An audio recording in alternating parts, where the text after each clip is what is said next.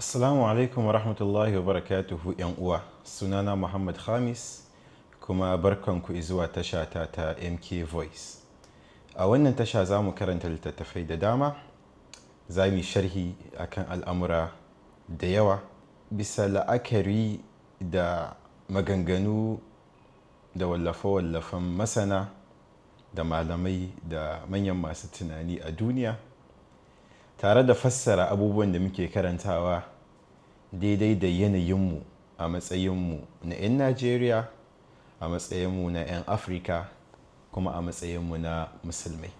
A yau kuma fitowarmu ta farko za mu sharhi ne akan littafin shahararren mawallafin nan Samuel Huntington, littafin da ake kira The Clash of Civilizations. Zan fassara wannan littafi da suna artabu na al'ummu, kuma zan yi bayanin me yasa na zaɓi wannan fassara. Kalmar civilization kalma ce wadda take da faɗi sosai. Na kasa samun kalmar da za ta bani ma'ana ta kai tsaye a yaren Hausa ga kalmar civilization. A Larabci suna fassara ta da hadara, Hausa wasu suka fassara ta da wayewa, wasu kuma sukan fassara ta da al'adu. Amma bisa la'akari da yadda shi Huntington ya yi amfani da kalmar a wannan bakan damar littafin nashi, ina kyautata zaton fassarar civilization da al'ummu za ta fi dacewa da sharhin da za mu yi a wannan faifai. Ba wai zan yi takaitaccen bayani ba ne ko summary na shi littafin gaba ɗaya. A'a, kawai dai zan so in sanar da ku wace fikira, me babbar fikirar da Huntington yake so ya isan mana a wannan littafi. Abu na ɗaya kenan. Abu na biyu kuma, a cikin dukkanin bayanan Huntington menene ya shafe mu a matsayinmu na musulmai, a matsayinmu na 'yan Najeriya, a matsayinmu na 'yan Afirka. Sannan wani darasi za mu ɗauka dangane da shugabanci, dangane da siyasar duniya, dangane da tasirin addini daga sharhi da bayanai na Samuel Huntington. Bayan kifar da tarayyar Soviet a shekara ta 1991, lokacin da Soviet Union ta faɗi, America ta yi nasara a kanta, ko kace jari hujja ya yi nasara a kan tsari na gurguzu na kwaminisanci. A wannan lokacin Francis Fukuyama ya rubuta littafin da ya sa masa suna The End of History, wato ƙarshen tarihi. A wajensa an riga an kifar da tsari na communism na gurguzu, kuma demokradiyya da liberalism da kuma capitalism jari hujja sun yi nasara a duniya. Abin da yake gani shine tun da demokradiyya ta yi nasara tare da waɗannan ƙiyam tsare-tsare na turawa, babu wani abu kuma a nan gaba da zai iya yin nasara a kansu. Da haka ƙarshen tarihi ya zo, babu wani abu sabo, babu wata idea sabuwa, babu wani tunani sabo, babu wata mazhaba ta siyasa sabuwa wadda za a samar da ita da za ta kai matakin da za ta iya kishiyantar tsarin da ya yi nasara akan tarayyar Soviet. Shi Francis Fukuyama abin da yake gani kenan. A daidai wannan lokacin ne, shekara ɗaya bayan nan, shi kuma Samuel Huntington ya rubuta nasa littafin The Clash of Civilization. Za ka iya cewa kai tsaye yana yin challenging ɗin wannan tunani ne na Fukuyama na cewa tarihi ya zo ƙarshe. A wajen Huntington, tarihi bai zo ƙarshe ba, kuma wato clashes, artabu da rikici da confrontation, wato gaba da gaba tsakanin wasu da wasu ba zai kare ba a duniya. Saboda me? Saboda duniya a wajensa ta kasu zuwa wasu civilizations, wasu al'ummu. Wa'innan al'ummun suna da bambanci na kai tsaye, suna da bambanci wanda yake cikakke da sauran al'ummun duniya. Al'umma ɗaya ba za ta zama ɗaya ba, ɗaya ba za ta rikide ta zama ɗaya ba. Wannan shine idiyar da ta haifar zuwa ga samar da shi wannan littafi. So gogon namu ya raba duniya zuwa ga al'ummu kusan 8, amma da za mu ambaci wasu daga cikinsu waɗanda suka fi tasiri ga tattaunawa da zamu. akwai wayanda ya kira western civilization, wato al'ummomin yammacin duniya wayanda suka hada da mafi aksarin yankin Europe da kuma America, musamman arewacin America. Sai kuma Islamic civilization, wato al'umman musulmi, su kuma sun hada da wani yanki na Asia da abin da ake kira gabas ta tsakiya da abin da ake kira arewacin Africa da ma wani yanki na yammacin Africa. Sai kuma African civilization, ita kuma za a same ta ne a yankin da ake kira sub-Saharan Africa, wato Africa wadda take kudancin babbar hamada. Wannan kuma ya cewa kawai duk bakar Africa kenan idan ka cire arewacin Africa, North Africa da kuma wani yanki na yammacin Africa sama inda suke da kusanci sosai da kasashen Larabawa, to duk sauran kasashen Africa suna fadawa wannan sunan da suke kira Africa kudancin babbar hamada, sub-Saharan Africa. So wannan uku kenan. Sai kuma za ka iya karawa da abin da ya kira scenic civilization, ita kuma za ta hada maka da babbar kasar China da kuma irin su Vietnam da kasashe haka wanda suke alaka da China, musamman masu bin addinin Confucianism. Sai kuma akwai Hindu civilization da ya ambata, ta hada maka India da Nepal. Akwai kuma Orthodox civilization, wato al'ummar Orthodox masu bin addinin tsohon addinin Christianity kenan. Su ne kamar kasashen Rasha da kasashen da suke gabashin Europe. To dai wannan wajajen dai su ma al'umma ce mai zaman kanta. Ta ambaci dai al'ummu da yawa. Akwai al'ummar misali da Latin America, kamar mutanen Brazil da Mexico da wannan yankin. So waɗannan haka ya raba duniya zuwa ga al'adu ko al'ummu. Wayannan al'ummu din idan ka kalle su zaka ga addini sosai wani abu ne da yake da tasiri akan wannan kashe-kashen nashi. Akwai magana addini, akwai maganar yanayi na launin fata, akwai maganar zaka ga akwai factors irin na ita kanta geography din, wato wajen kasar, sannan kuma dai da abubuwa dai da yawa da suka taimaka mashi wajen yin wannan kashe-kashen domin ya isar da sakon shi yadda ya kamata.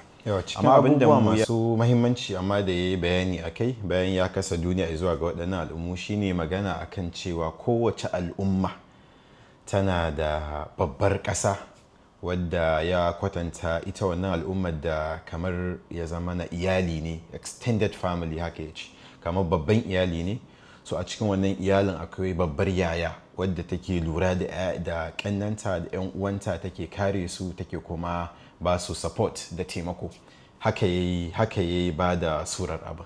To kowace al'umma tana buƙatar wannan, kuma ya ba da misali yanzu in ka ɗauki kamar western civilization, al'ummar yamma, za ka ga a da ƙasar Ingila misali, Great Britain ita ce babbar yayansu. A yau America ita ce babbar yaya a cikin wannan al'ummar. Idan ka kalli Orthodox, Russia ita ce babbar yaya.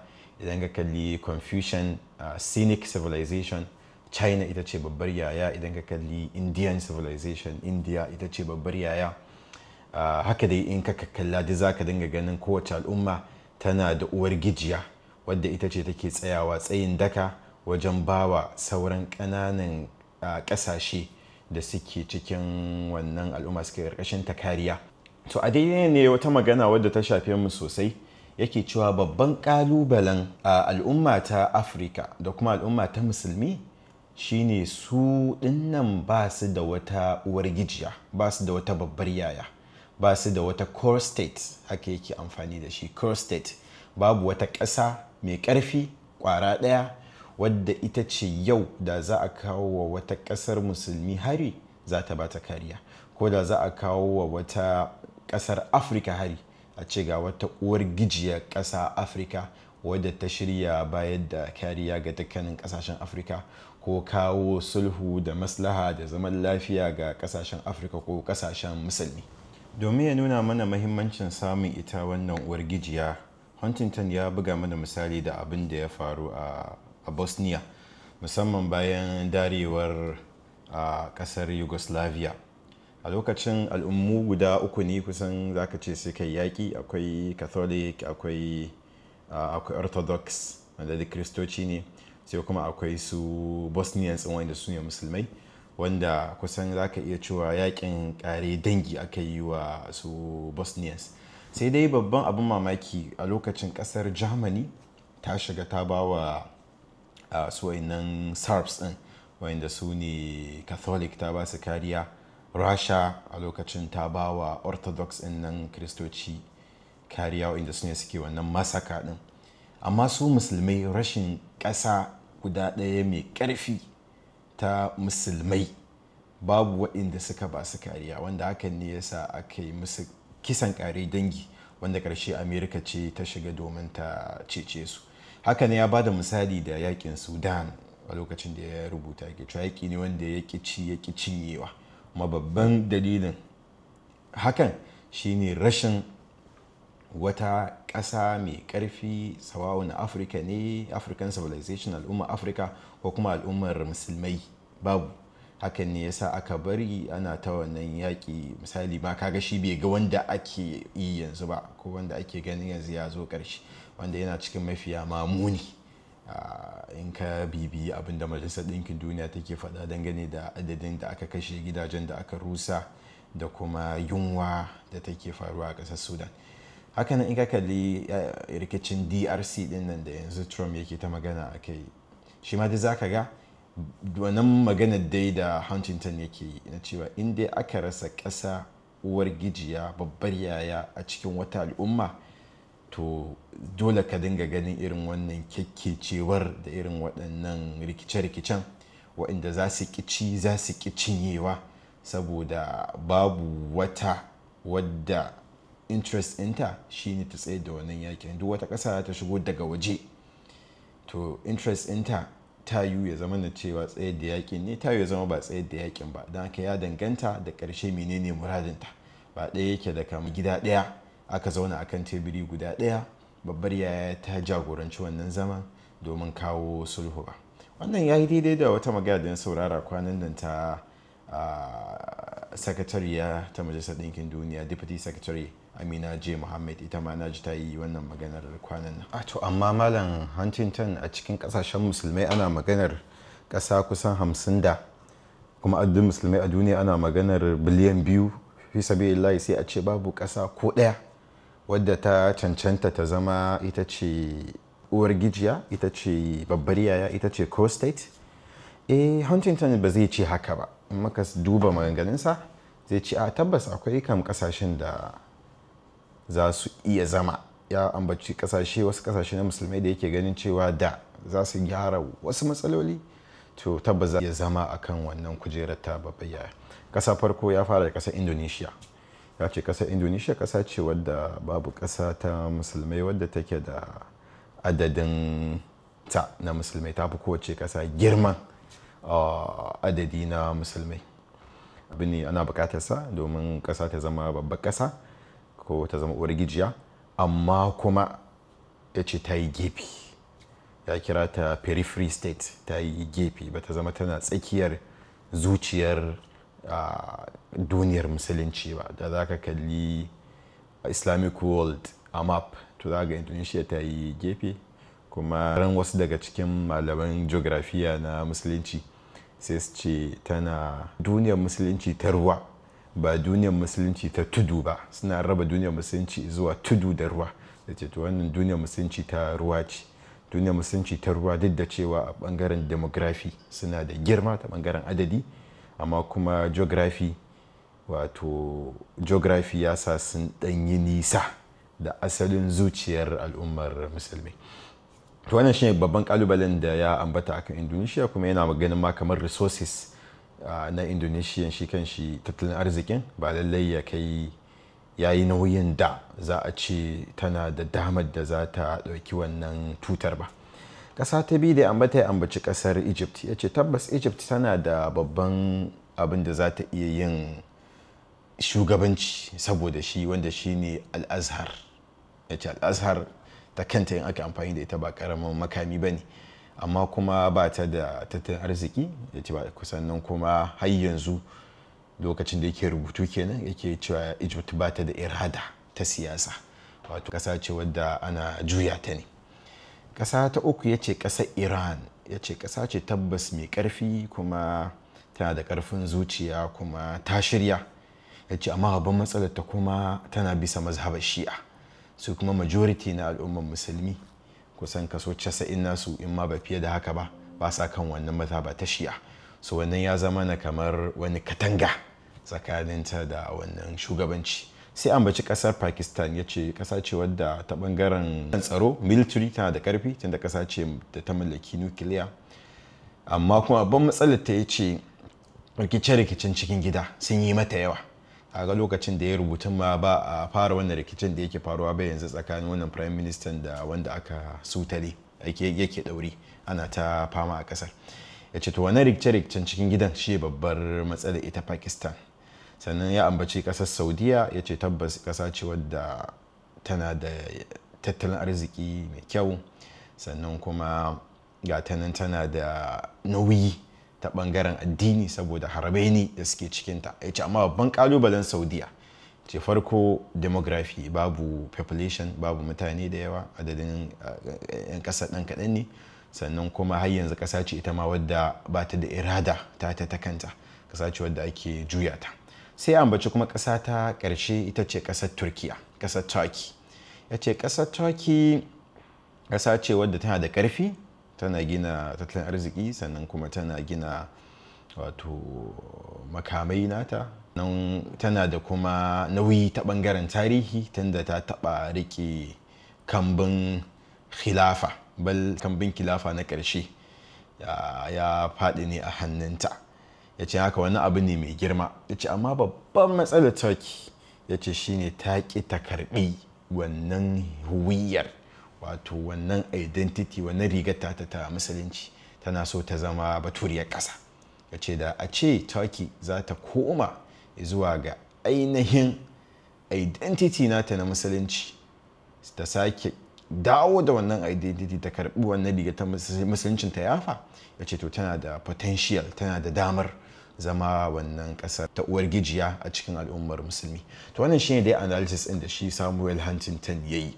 Wasu suna ganin cewa ko da cewa abin da ya faɗa akan Turkey ya faɗe shi tun kafin ma wannan jam'iyyar mai mulki, jam'iyyar Erdogan ta zo, ya yi wannan analysis ɗin, amma tabbas analysis ɗinsa ya dace da abin da ake gani yanzu, domin Turkey tana ci gaba da advancing musamman a bangaren wato karfin soja da kuma a bangaren dawo da wannan riga ta musulunci da ba mamaki wannan maganin nasa sun yi inspiring, sun karfafi gwiwar 'yan siyasa a kasar, domin an nuna musu kamar hanya ɗaya tilo wadda za ta kawo musu ci gaba, ta dawo musu da haiba da charisma, shi su koma wannan identity din na addinin musulunci. Huntington kuma ya yi magana akan Afirka. A ra'ayina maganganunsa akan Afirka yana cikin mafiya gaskiyar maganganun da suke cikin wannan littafin. Ya yi magana akan cewa farko Afirka dai a matsayin al'umma, wato al'umma ce wadda har yanzu tasowa take, al'umma ce wadda har yanzu bata gama ma fahimtar identity ɗinta ba, identity ɗin bai gama samuwa ba, kuma wannan legacy ne, wato wani abu ne wanda mulkin mallaka ya ban mana, legacy na colonialism a cikin bayanansa. Misali yanzu a West Africa kadai muna fama da anglophone da kuma francophone countries, akwai wannan bambance-bambance wanda mu al'umma ne guda ɗaya kafin mulkin mallaka, amma yanzu bahaushen Niger yana kallon kansa a matsayin francophone. Kaga wani identity ne sabo da mulkin mallaka ya bashi. A lokacin da bahaushen Najeriya ke kallon kansa a matsayin anglophone, shi turanci yake yi na Ingila, wancan yana yin turanci na mutanen Faransa. Ya ce to wannan mulkin mallakan da yadda aka daddara kasashen Afirka ya saka har yanzu a Afirka ana struggling da identity da kuma samar da wani civilization guda ɗaya. Wannan ya yi adalci sosai a wannan bayanin nashi. Ya ce amma kuma at the same time da a ce ya ambatar wata ƙasa ko wasu ƙasashe waɗanda su iya zama babbar yaya a Afirka, ya ce to da Nigeria ce da kuma South Africa. ya ce ita South Africa ta riga ta fita daga mulkin wariya apartheid, da haka tana da wannan damar. Amma kuma ƙasar Najeriya ta fi wannan damar saboda resources, arziki da kuma al'umma. Wannan ya zai taimakawa Najeriya wajen ɗaukan wannan kamba. Ya ce amma babban matsalar Najeriya ya ce rikicin cikin gida da ƙabilanci da corruption. Yawa yana matsalolin da muke ta fama da su, shi matsalar Najeriya.